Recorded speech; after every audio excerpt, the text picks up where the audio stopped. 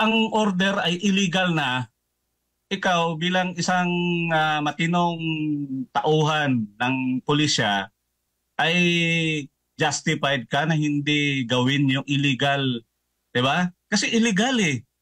Bakit mo gagawin yung illegal? Eh alam mo naman bilang pulis, ano yung legal at yung illegal. May mga nagtatanong kung ano yung possible na parusa o kakaharapin na consequences nitong mga pulis, mga bagong pulis na sumusunod sa maling utos.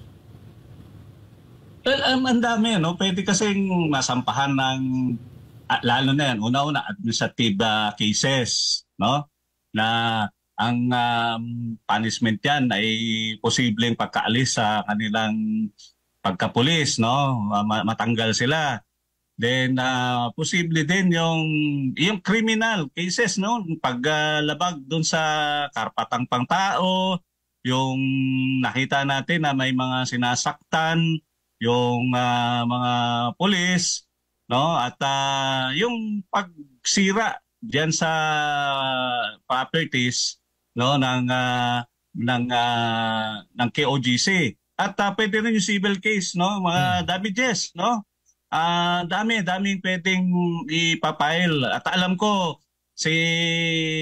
ang chief legal ng Davao, ng KOGC diyan sa Davao, si Attorney Torion, ay marami na inahandang kaso na isasampa diyan sa mga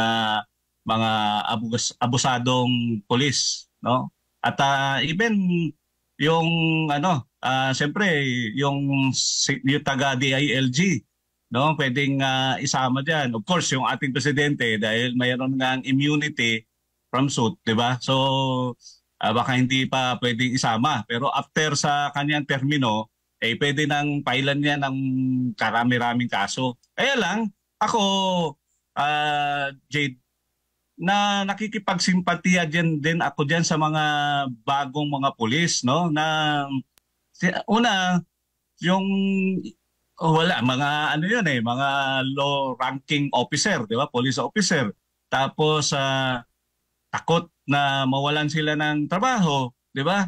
Kaya nga sunod-sunod lang din sila doon sa yung pinag-uutos.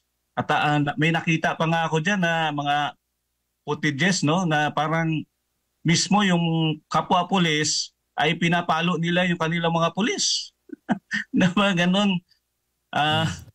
Talagang sabi nga ni Attorney Harry, ito ay for the books talaga. Itong nangyayari sa KOGC, no? Ang sinasabi din kasi ng mga pulis, may natatanggap lang tayong mga impormasyon din na nagagawa, napipilitan silang gumawa ng ganito, kahit illegal na, nalalaman nila, dahil tinatakot sila ng kanilang mga leader, nakakasuhan din. Ayun, tinatakot na pailan kayo ng administrative case, di ba? Insubordination. At matatanggal kayo sa trabaho. Siyempre, ay yung bagitong pulis na yun lang ang source of income, takot din na mawala ng pagkakitaan at posible pag wala na siyang trabaho ay magugutom yung kanyang pamilya. So yun yung yung consideration o yung ginagawang takot diyan, no, panakot ng mga kanilang mga superiors sa mga ultimong pulis, no? At nakakabahala, nakakatakot talaga itong sitwasyon na nangyayari ngayon diyan sa Davao City.